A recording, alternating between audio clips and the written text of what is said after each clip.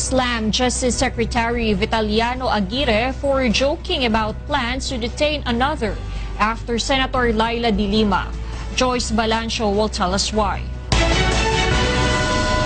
Last Saturday, Justice Secretary Vitaliano Aguirre joined the pro-Duterte supporters during the commemoration of the EDSA People Power 1, wherein he asked the public on who they want to see imprisoned next after Senator Laila de Lima. To which the crowd had responded, the name of Senator Antonio Trillanes IV. Some senators criticized Aguirre for showing an act allegedly unbecoming of a Justice Secretary. Parang si Poncio Pilato, it shows ko anong kalidad ng mga opisyal ng gobyerno, especially Secretary of Justice ito. I cannot stress that enough. Kaya nga hinarang ko yan, sinabi ko hindi talaga siya pang Secretary of Justice. Para siyang pang barker ng political rallies, Imbis na nagbibigay ng tamang rason na naaayon sa batas, ikaw pa yung nagtatawag ng gulo. Barker nga sa perya, di ba? Hindi naman kagalang-galang yung ganong klaseng estilo.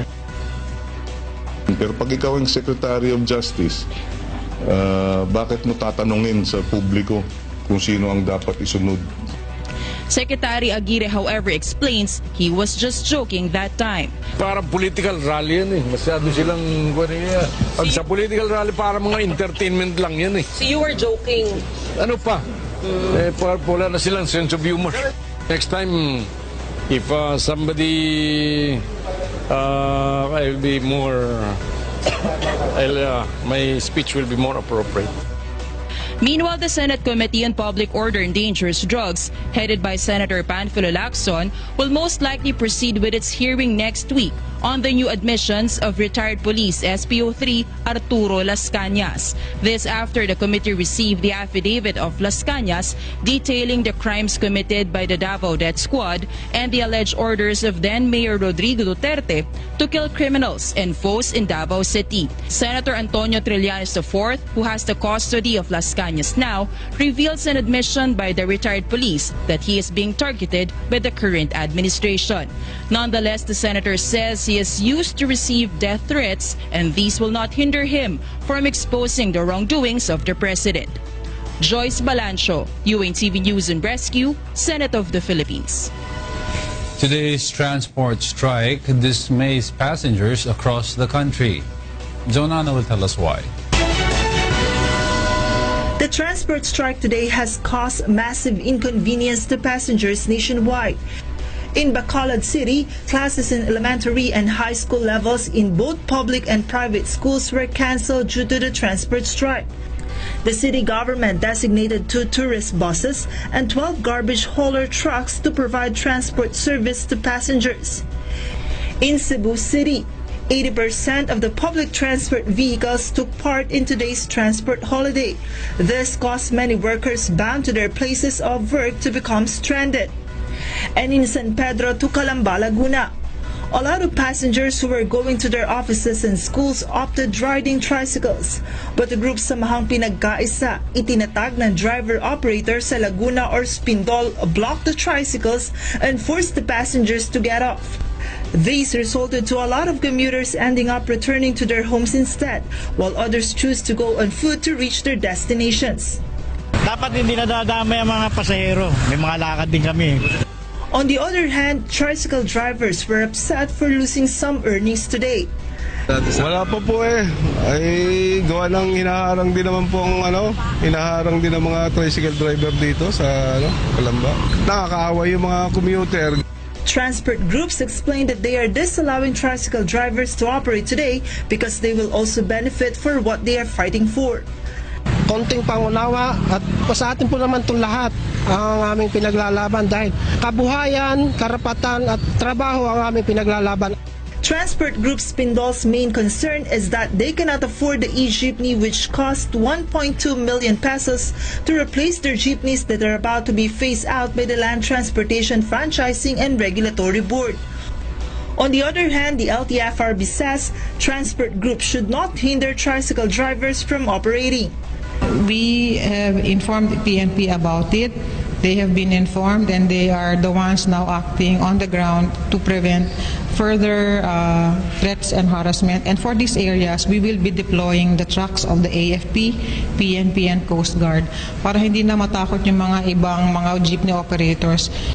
Meanwhile, transport groups in Davao City did not participate in the transport strike. Umano, UNTV News and Rescue, Philippines. The Land Transportation Franchising and Regulatory Board, or LTFRB, has clarified that what it plans to implement is just modernization and not the phase-out of old public utility jeepneys. Umano will tell us why. The Land Transportation Franchising and Regulatory Board, or LTFRB, has once again clarified that there is no truth to reports of jeepney phase-out. This amid the massive transport strike that jeepney drivers and operators organized today.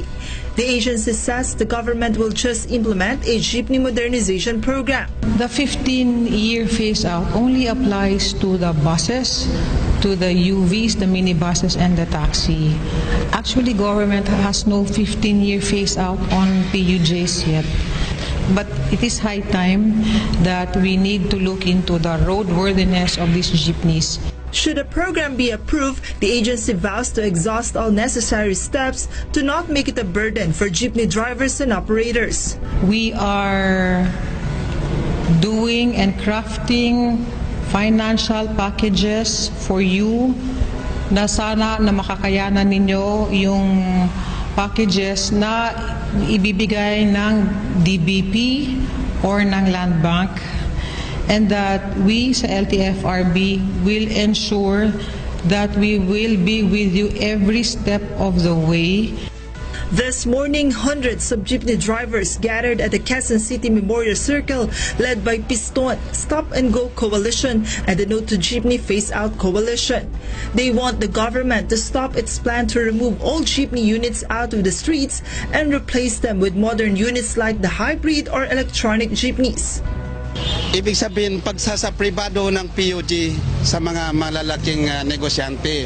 Ang aming hinihiling, ang gusto lang namin po ay magkaroon ng rehabilitation ng aming mga PUG. Although classes are suspended in the primary and secondary level across Metro Manila and other areas affected by the transport strike, only few passengers have difficulty commuting.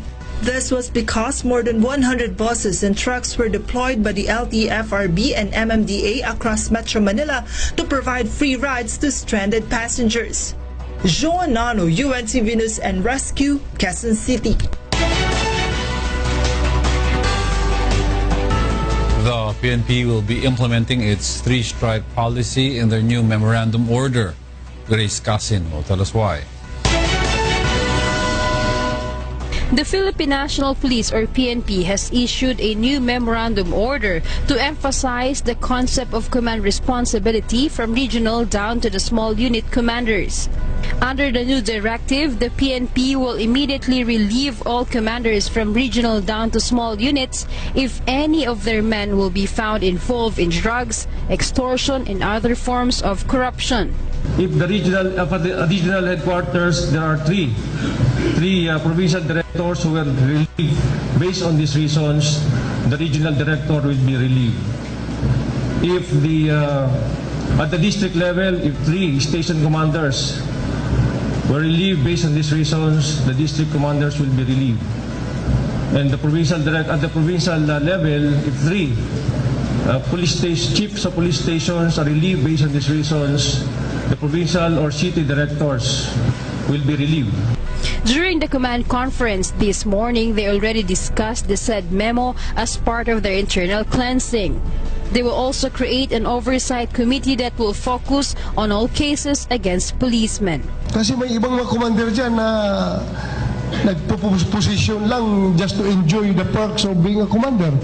Ayaw magtrabaho, ayaw makialam sa kalukuhan ng kanyang tauhan hanggang sa naging sindikato ng mga tao niya. PNP Chief Ronald De La Rosa once again warned all uniform and non-uniform policemen that if they continue to violate the law, they might also be assigned in Basilan. As I have said, nobody is indispensable dito sa ating organization. not even myself, including myself, I am dispensable. I can be relieved anytime. Grace Casin, UNTV News and Rescue, Camp Crame. 6 escapees from a PDEA jail in Camp Olivas, Pampanga have surrendered to authorities. Bernard Dantes will tell us why.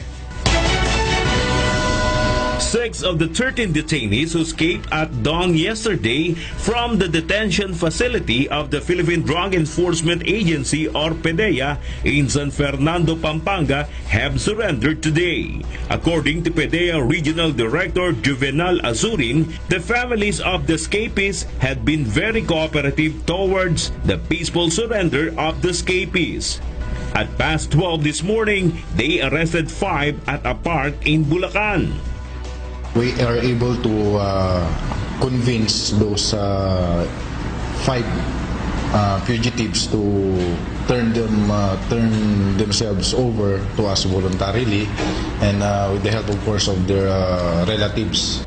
Another escapee turned himself in at the PDEA office in San Fernando this afternoon. According to Azurin, there are 15 detainees in the PDEA jail. 2 did not attempt to escape. Well, base sa initial na findings namin, lagaring bakal yung ginamit na base po dun sa initial investigation natin. 2 prison guards and a cop were on duty during the incident. If they are proven to be instrumental in the escape, they will face administrative charges. Meanwhile, the manhunt operations of PDEA for the other 7 escapees continue. They are advised to surrender peacefully to the authorities. Bernard Dantes, UNTV News and Rescue, Philippines.